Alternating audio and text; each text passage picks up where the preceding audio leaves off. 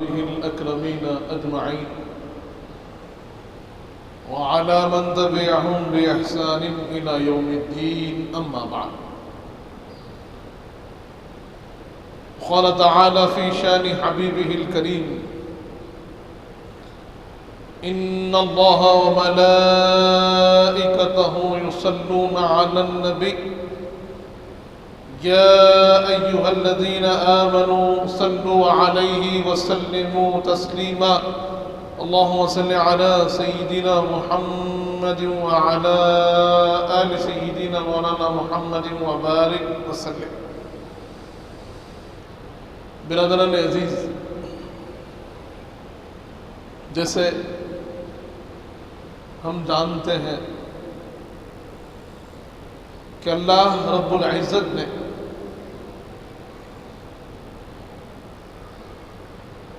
قرآن مجید میں ایک طرف جہاں احکام، تفسیر، تنذیر اور بندگان خدا کو اللہ کی طرف بلایا ہے، وہیں پر اپنے بندوں کی رشد و ہدایت کے لیے قرآن مجید میں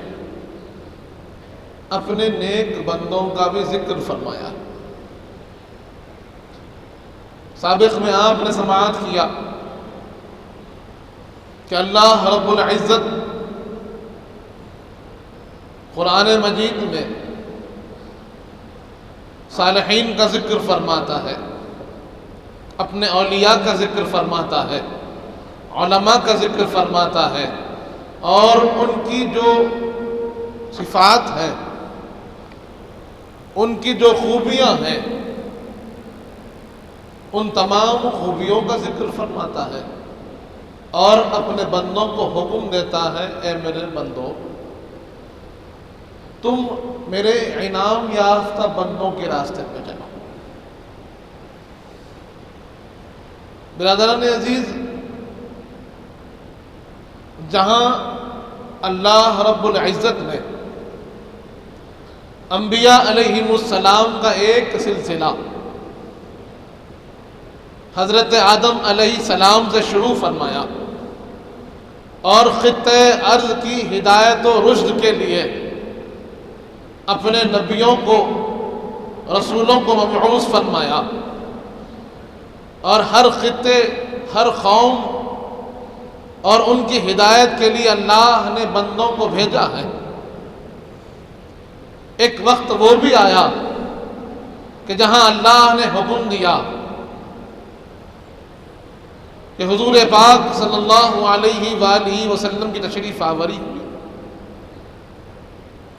آپ کے تشریف لانے کے ساتھ سلسلہ نبوت بھی اختتام پذیر ہوا. آپ جہاں رحمت للعالمین بن کر تشریف لائے،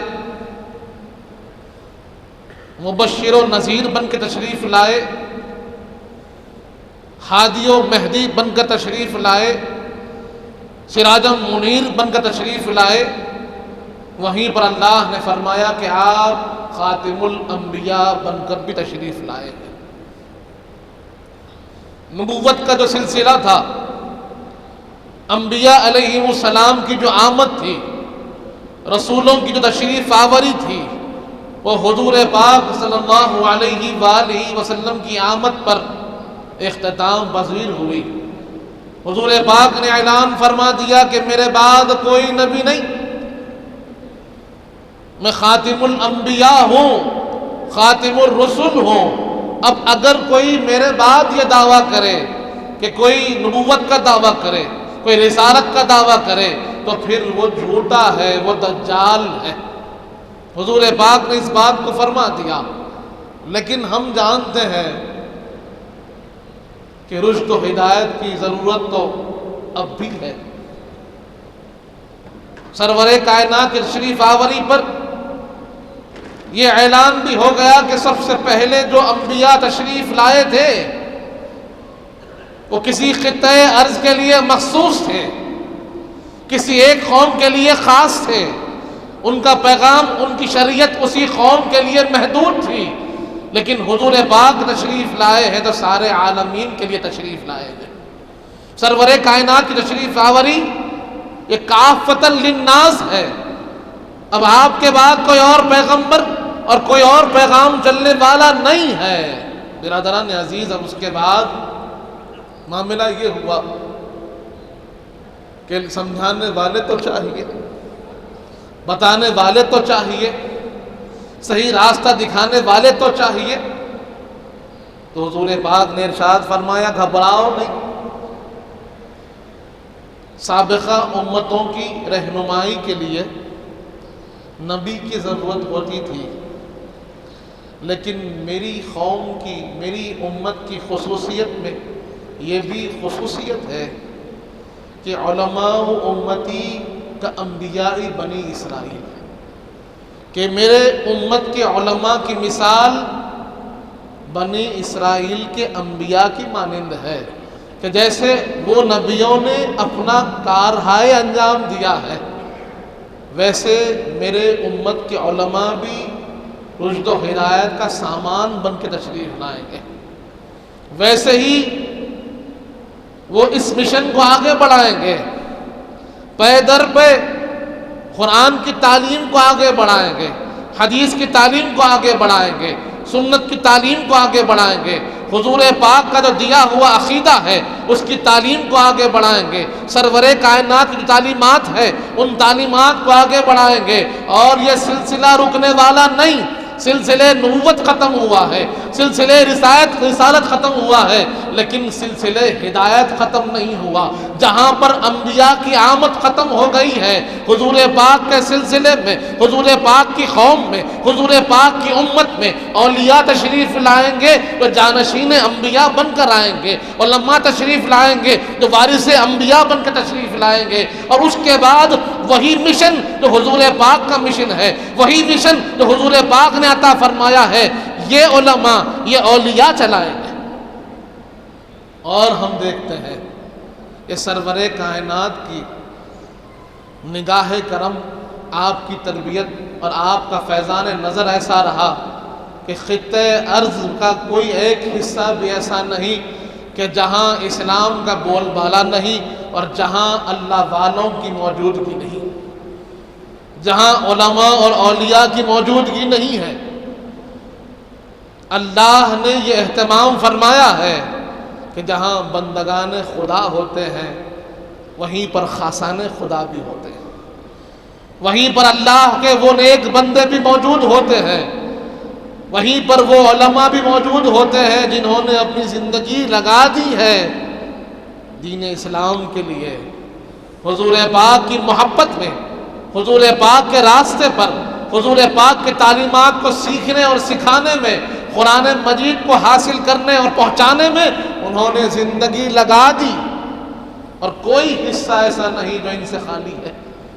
اللہ کا یہ اہتمام اور انتظام ہے، اور اہل دکن، اہل حیدرآباد تو خوش نصیب ہے کہ یہ زمین تو زرخیز ہے، یہ اولیاء اللہ کا شہر ہے، یہ حیدرآباد ہے، حیدر کا شہر ہے، اسے نسبت ہے باب العلم مولائے کائنات سے، یہ علم کا شہر سرور کائنات ہے، شہر کا دروازہ مولائے کائنات ہے، اور انہی کی نسبت سے یہ شہر حیدرآباد ہے۔ اور یہاں ہم دیکھتے ہیں کہ آپ دیکھیں گے اللہ نے اپنے نیک بندوں کو اس کثرت سے بھیجا ہے کہ سب سے زیادہ اولیاء نظر آئیں گے حیدرآباد میں، سب سے زیادہ مساجد نظر آئیں گے حیدرآباد میں، اسی طرح سب سے زیادہ علماء نظر آئیں گے حیدرآباد میں۔ برادران عزیز، یہ بڑا کرم ہے پروردگار کا، یہ بڑی عطا ہے سرور کائنات کی کہ یہ خطے ارض لوگوں کے لیے سرمایہ ہے، لوگوں کے لیے رشد و ہدایت کا منبع اور مرکز رہا ہے۔ اطراف و اکناف ہندوستان کے الگ الگ شہروں میں، بلکہ آپ یہ کہیں تو غلط نہ ہوگا کہ دنیا بھر میں یہاں سے لوگوں نے جا کر دین اسلام کی خدمت کی ہے، لوگوں کی خدمت کی ہے، لوگوں کو صحیح راستے پر لایا ہے۔ یہ مرکز ہے، یہ منبع ہے، یہ مخزن ہے جہاں سے لوگوں نے نور حاصل کیا ہے۔ یہاں سے جا کر لوگوں نے کئی شہر، کئی گاؤں آباد کر دیے، ان کے دلوں میں شمع محبت رسول آباد کر دی، منور کر دی، روشن کر دی۔ برادران عزیز، یہ اہل حیدرآباد کی خوش نصیبی ہے، اور کرم بالائے کرم یہ بھی ہے، ایسی شخصیات یہاں موجود ہیں، ایسے بزرگ یہاں موجود ہیں، ایسے سورج یہاں موجود ہیں کہ ایک ایک شخصیت کے لیے دنیا ترستی ہوگی، ویسے آپ کو کئی ملیں گے کہ دوسرے جگہوں پہ دیکھیں گے تو ان کی مثال ایک ہی ہوگا، دوسرا نہ ملے گا۔ یہاں پر ویسے آپ کو کئی سورج ملیں گے کہ جو یہاں حیدرآباد میں جلوہ فرما ہے۔ برادران عزیز، آج ہم جس ذات گرامی کی بات کر رہے ہیں ان کو ہم جانتے ہیں تو عارف باللہ کے نام سے جانتے ہیں، ان کو ہم جانتے ہیں تو امام انوار اللہ کے نام سے جانتے ہیں، ان کو ہم جانتے ہیں تو شیخ الاسلام کے نام سے جانتے ہیں، ان کو ہم جانتے ہیں تو بانی جامع علیہ رحمت و رضوان کے نام سے جانتے ہیں۔ یہ وہ ذات گرامی ہے کہ جن کا فیض بلا واسطہ یا بالواسطہ آج دکن کے ہر گھر میں موجود ہے، ہر گھر میں ان کا فیض موجود ہے، ان کی روشن کی ہوئی شمع، اس کی روشنی ہر گھر میں موجود ہے۔ برادران عزیز، آج جو علم کی روشنی ہے، علم کا حصول ہو رہا ہے، آج جو لوگ نمازوں کو، روزوں کو، اپنے عمروں کو اچھے سے ادا کر رہے ہیں، اور ہم دیکھتے ہیں کہ جب باہر والوں سے ملاقات ہوتی ہے اور اپنے آپ کو دیکھتے ہیں کہ جو باضابطہ پڑھ کر ہے ان سے بھی ہم بے ضابطہ پڑے ہوئے بہتر نظر آتے ہیں۔ ہم دیکھتے ہیں کہ بچپن ہی سے ہم نے سیکھا ہوا ہے، بچپن سے ہم نے ان مسائل کو جانا ہوا ہے، اگرچہ کہ باضابطہ مدرسے کو نہیں گئے، اگرچہ کہ باضابطہ جا کر تعلیم حاصل نہیں کی، مدرسے میں جا کر سندیں حاصل نہ ہوئی ہوگی، تب بھی ہم عوام میں وہ شعور دیکھتے ہیں، وہ علمی مزاج دیکھتے ہیں، علمی انداز دیکھتے ہیں، بنیادی مسائل کی واقفیت دیکھتے ہیں کہ ہمارے پاس کے جو عوام ہے وہ جان رہی ہے نماز کا انداز کیسا ہے، سورہ کیسے پڑھنا ہے، اس کی ادائیگی کیسی ہے، نماز میں اگر غلطی ہو تو سجد سہو کیسے ہوتا ہے، اگر ہم کو روزہ کر رکھنا ہے روزے کا وقت کیسا ہے، روزہ کب ادا کیا جاتا ہے، مفسدات روزہ کیا ہے، واجبات روزہ کیا ہے، یہ تمام چھوٹی چھوٹی چیزیں ہماری گٹی میں ہیں، بچپن سے سنتے ہوئے آ رہے ہیں، ہمیں ایسے لگتا ہے کہ یہ تو عام بات ہے، لیکن جب یہاں کے لوگ دوسروں سے ملتے ہیں تو معلوم ہوتا ہے یہ عام نہیں، کچھ خاص ہے، یہ ہر جگہ نہیں ہوتا، یہ ماحول کی کیفیت ہے،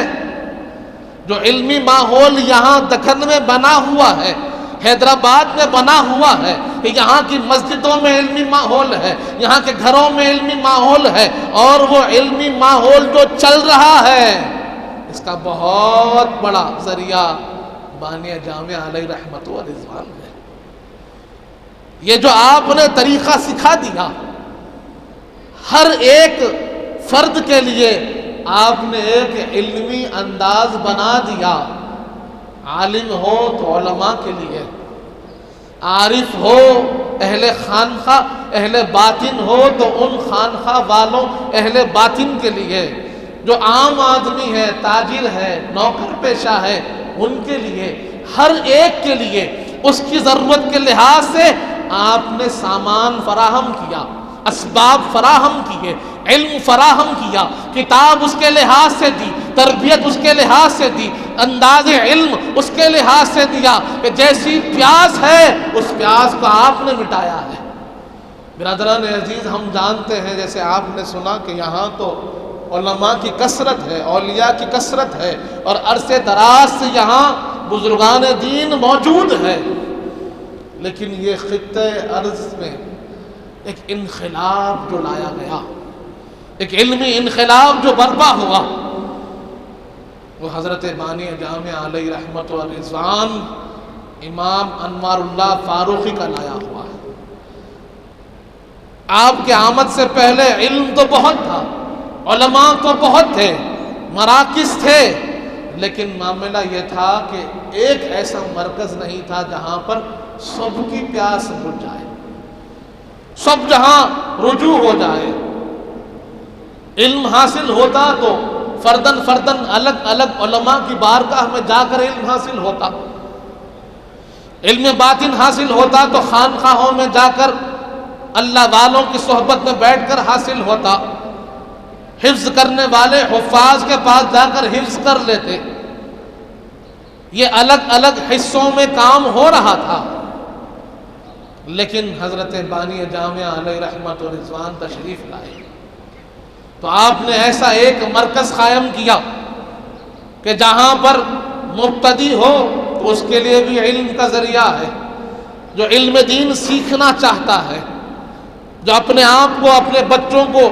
دین اسلام کی واقفیت اس کی خدمت میں لگانا چاہتا ہے، قرآن پڑھنا اور پڑھانا چاہتا ہے، حدیث پڑھنا اور پڑھانا چاہتا ہے، فقہ کے مسائل کو سمجھنا چاہتا ہے اور اپنی زندگی کو دین اسلام کے لیے وقف کر دینا چاہتا ہے، اس کے لیے بھی یہ مرکز تیار کیا گیا۔ جو لوگ باطنی علم جاننا چاہتے ہیں، اپنی روح اپنے نفس کا تزکیہ کرنا چاہتے ہیں، اپنے قلب کو پاک و صاف مزکا و مصفا کرنا چاہتے ہیں، اپنی زندگی کو رب کی توجہ، رب کے حصول، رب کی یاد، رب کے تعلق میں لگا دینا چاہتے ہیں، رب کے عرفان کو حاصل کرنے کے ان مدارج و مسالک اور ان سلوک کو طے کرنا چاہتے ہیں، ان کے لیے بھی مرکز کو تیار کیا گیا۔ برادران عزیز، حضرت بانی جامعہ علیہ رحمت و رضوان، ہم جانتے ہیں کہ آپ مدینہ منورہ ہجرت فرما گئے تھے، یہاں سے سارا سامان لے کر سرکار کی بارگاہ میں حاضر ہو گئے تھے۔ حضور پاک کے اس دربار اقدس میں آپ جا کر قیام پذیر ہو گئے تھے، اور مقصد حیات یہ تھا کہ میرے آقا نے فرمایا کہ جو شخص مدینے میں رہ سکتا ہے مدینے میں رہے،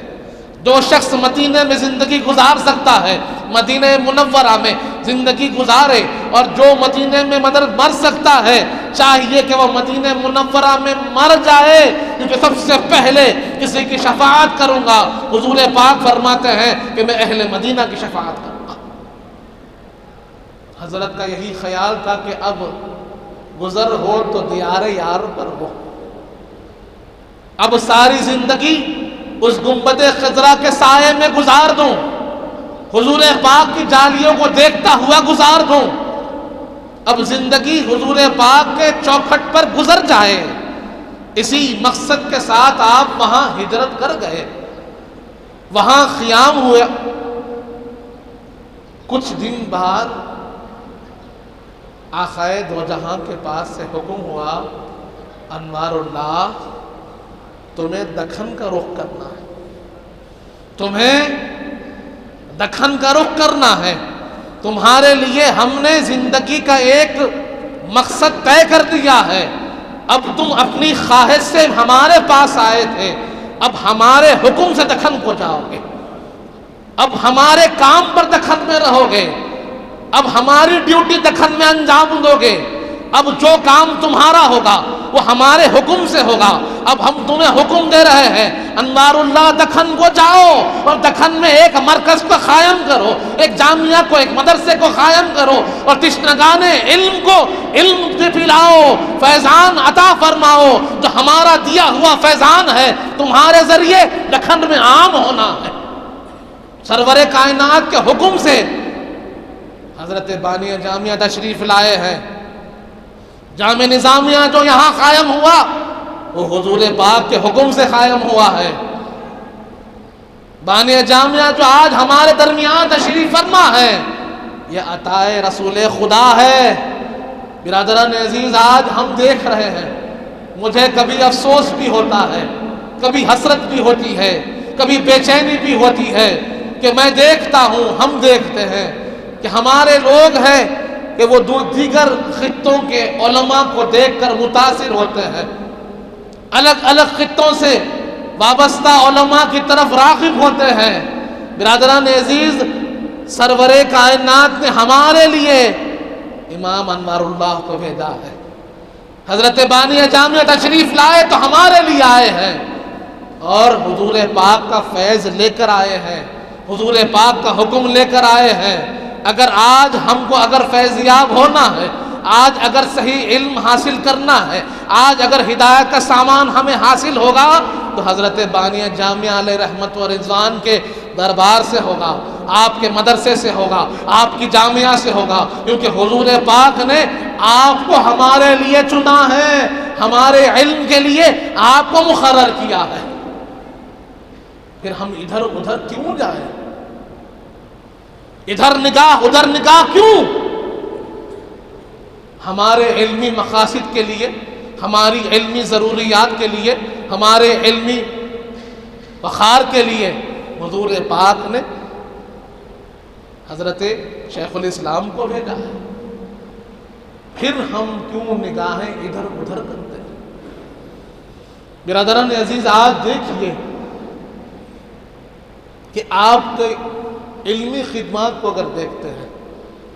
علمی شخصیت اور علمی خدمات کو آپ دیکھیے تو اندازہ ہوگا کہ زندگی کا کوئی گوشہ ایسا نہیں ہے، علم کا کوئی ایسا میدان نہیں ہے جہاں پر آپ نے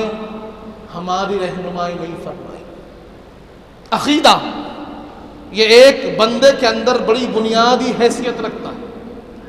جس کا تعلق براہ راست ایمان سے ہے، اور جب عقیدے میں خرابیاں پیدا ہونے لگی، عقیدے کے اندر لوگوں کو شک اور شبہ پیدا ہونے لگا، عقیدے کے اندر لوگوں کے ذہنوں میں شکوک ہو اور شبہات ہو اور سوالات پیدا ہونے لگے، اعتراضات پیدا ہونے لگے، تو پھر بانی جامعہ علیہ رحمت و رضوان نے اپنی کتب میں ایک ایک عقیدے کو قرآن و حدیث کی روشنی میں ثابت کر کے دے دیا۔ حضور پاک کی شان، حضور پاک کی عظمت، حضور پاک کے اختیارات، حضور پاک کے خصوصیات، حضور پاک کے معجزات، حضور پاک کے مقامات، حضور پاک کے فضائل اور کرامات، یہ تمام چیزوں پر جب لوگوں میں یہ سوال ہونے لگا، یہ ہے یا نہیں ہے، ایسا ہوگا یا نہیں ہوگا، یہ ممکن ہے یا ممکن نہیں، ایسے ہو سکتا ہے یا ایسے نہیں ہو سکتا ہے، تو آپ نے مکمل ایک کتاب انوار احمدی کے نام سے مکہ مکرمہ میں حاضر ہو کر لکھ دی، جس کی مثال آج تک نہیں موجود۔ بڑے بڑے علماء نے جس کو پڑھ کر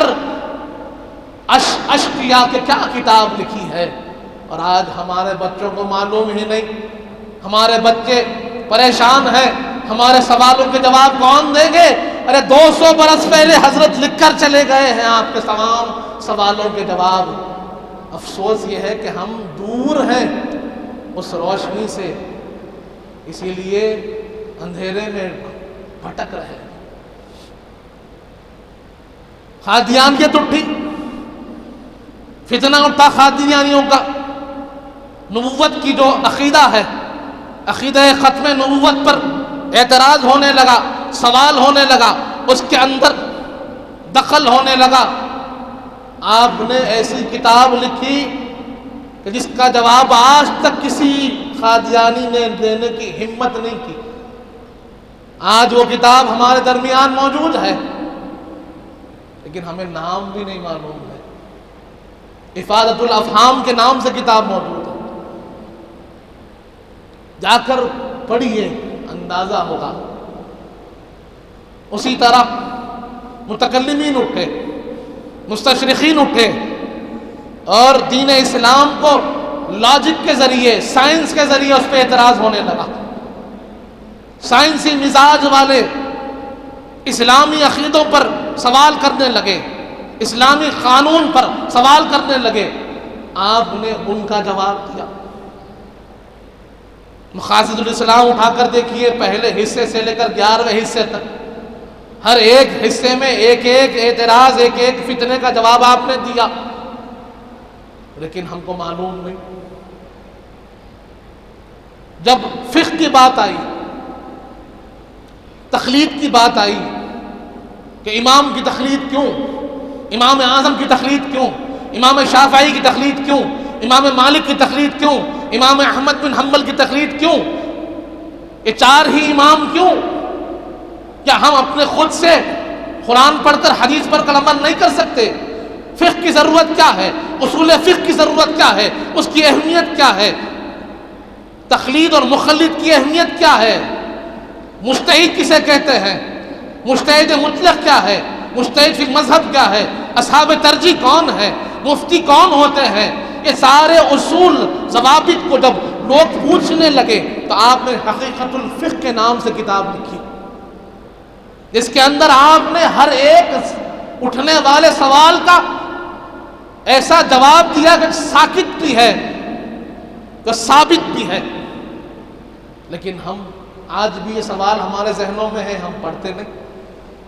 برادران عزیز، روافض فتنہ اٹھا، اس کا جواب آپ نے دیا۔ خوارج کا فتنہ اٹھا، اس کا جواب آپ نے دیا۔ معتزلہ کا فتنہ اٹھا، اس کا جواب آپ نے دیا۔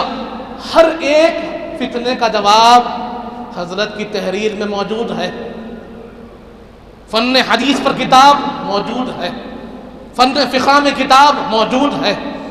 فن تفسیر میں کتاب موجود ہے، عقیدے میں کتاب موجود ہے۔ کیا چاہیے؟ کیوں بھٹک رہے ہیں؟ ہمیں حضور پاک نے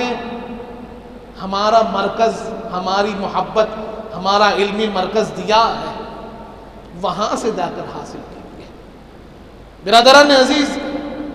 ہم دیکھتے ہیں بہت سے لوگ افسوس کے ساتھ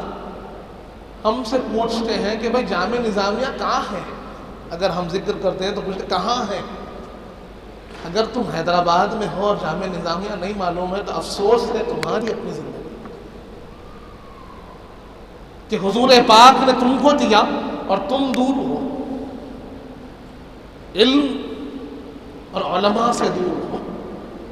برادران عزیز، عرض کرنے لگوں تو آپ کی شخصیت، آپ کا انداز، آپ کی فکر جو مثبت فکر ہے، معتدل فکر ہے، کنسٹرکٹیو فکر ہے، تعمیری جو فکر ہے، آج اس کا فقدان ہے۔ آج ہمارے اندر جذبات، شدت عام ہو گئی، کوئی ادھر متشدد ہو گیا ہے، کوئی ادھر متشدد ہو گیا ہے، کوئی فلاں کو کافر کہہ رہا ہے، کوئی فلاں کو کافر کہہ رہا ہے۔ لیکن اگر ہم کو اصلاح کرنی ہے، ہم کو اگر لوگوں کو جوڑنا ہے، صحیح راہ پر لانا ہے، اسلام کی طرف لانا ہے، انہیں سمجھانا ہے کہ صحیح انداز زندگی کیا ہے، حضور پاک کی صحیح تعلیمات کیا ہے، تو ہمیں فکر بانی جامعہ علیہ رحمت و رضوان پہ کام کرنا ہوگا، جو ایک تعمیری فکر ہے، جو مثبت فکر ہے، جو معتدل فکر ہے۔ اس سے دور ہو کر لوگ پریشان ہو رہے ہیں۔ برادران عزیز، میرا یہی معروضہ ہے، معروضہ یہی ہے تمام اپنے بھائیوں سے کہ اگر آپ علمی مزاج نہیں بھی رکھتے ہیں، آپ مدرسے میں پڑھنے والے نہیں بھی ہو، تب بھی اپنے بچوں کو ضرور لے جا کر حضرت بانی جامعہ علیہ رحمت و رضوان کی مزار اقدس پر زیارت کروائیے، ان کو جوڑیے، ان کو بتائیے کہ یہ شخصیت، ان کی فکر، ان کا راستہ ہے جس پہ ہمیں چلنا ہے۔ حضور پاک نے انہیں بھیجا ہے ہمارے لیے، ان سے ہم کو سیکھنا ہے، ان کی کتابوں سے ہمیں سیکھنا ہے، ان کے طریقے سے ہمیں سیکھنا ہے، اور اپنے بچوں کو ضرور و ضرور حضرت کے عرس شریف میں لے جائیں۔ 29 کو حضرت کا عرس شریف ہے، بڑا عظیم جلسہ ہوتا ہے۔ دوسرے دن محفل مشاعرہ بھی ہوتا ہے، محفل نعت بھی ہوتی ہے، اپنے بچوں کو ضرور شریک کروائیے، ان کو علم سے جوڑیے، علماء سے جوڑیے، اللہ والوں سے جوڑیے، خانقاہوں سے جوڑیے، مساجد سے جوڑیے۔ اگر ان کا تعلق اللہ والوں سے نہ ہوگا، خانقاہوں سے نہ ہوگا، علماء سے نہ ہوگا، مسجدوں سے نہ ہوگا، تو پھر وہ بے راہ روی کا شکار ہو جائیں گے۔ شیطان تو بیٹھا ہے ہر راستے پر کہ ان کو بھٹکا دے۔ ہم کو انہیں ہدایت کے راستے فراہم کرنے ہوں گے، ہدایت کا ذریعہ فراہم کرنا ہوگا، انہیں بتانا ہوگا کہ بیٹے کبھی بھٹک جاؤ تو ان کے پاس چلے جاؤ کہ تمہارے ہدایت کا سامان ہو جائے گا۔ تو ہماری ضرورت ہے کہ ہم اپنے آپ کو حضرت شیخ الاسلام امام انوار اللہ فاروقی علیہ رحمت و رضوان کی ذات، تعلیمات، علمی خدمات، آپ کی جو نقوش ہے ان نقوش قدم سے جڑ جائے تاکہ ہم بھی کامیاب ہو جائیں۔ انشاءاللہ 29 تاریخ کو عرس شریف ہے، ہم سب کو وہاں چاہیے کہ کچھ دیر کے لیے ضرور حاضر ہوں، حضرت کی بارگاہ میں فاتحہ پڑھیں، حضرت کی مزار شریف کی زیارت کریں، اور آپ کی جو خدمات ہیں، آپ کی کتابیں وہاں ملتی ہیں، آپ کی لکھی ہوئی کتابیں عرس شریف میں ملتی ہیں، جا کے اس کو حاصل کیجیے، خود بھی پڑھیے، اپنے بچوں کو پڑھائیے، گھر میں ضرور رکھیے۔ ٹھیک ہے آج ہم نہیں پڑھ رہے ہوں گے، انشاءاللہ حضور پاک کا صدقہ ہو، نگاہ کرم ہو، تو پھر کوئی ہمارا بچہ پڑھنے والا بن جائے گا، کوئی ہمارا بچہ ہوگا جو اس کتاب کو دیکھ کر اسے شوق ہوگا پڑھنے کا، اور پڑھنا چاہے تو اس کے سامنے پھر حضرت بانی جامعہ کی کتاب ہو، سب سے پہلا قدم آپ کی کتاب سے شروع ہو، تو انشاءاللہ بنیاد مضبوط ہوگی تو عمارت بھی بڑی اونچی اور شاندار ہوگی۔ اسی لیے معروضہ ہے میرا کہ اپنے علماء، اپنے اولیاء، اپنے بزرگوں کا خوب خیال رکھیے، ان سے اپنے تعلق کو مضبوط کیجیے، اور ان سے رشتے کو مضبوط کرنے سے ہمارے اندر وہ جو فیضان علمی ہے وہ ہم کو حاصل ہوگا۔ اللہ تعالیٰ سے دعا ہے مالک جب تک زندہ اسلام پر رکھ، موت ایمان پر دے، وقت نزا حضور پاک صلی اللہ علیہ وسلم کا دیدار نصیب فرما مالک، ہمیں نیک اور صالح متقی و پرہیزگار بنا، ہمارے گناہوں کو معاف فرما، ہمارے گناہوں کو نیکیوں سے تبدیل کر دے مالک، ہم میں جو پریشان حال ہے ان کی پریشانیوں کو دور فرما، ہم میں جو بیمار ہیں انہیں شفاء کاملہ عطا فرما، ہم میں جو مخروض ہے ان کے قرضوں کو عطا فرما، جو کچھ کہیں ہیں، جو کچھ سنے ہیں اس پر عمل کرنے کی توفیق عطا فرما،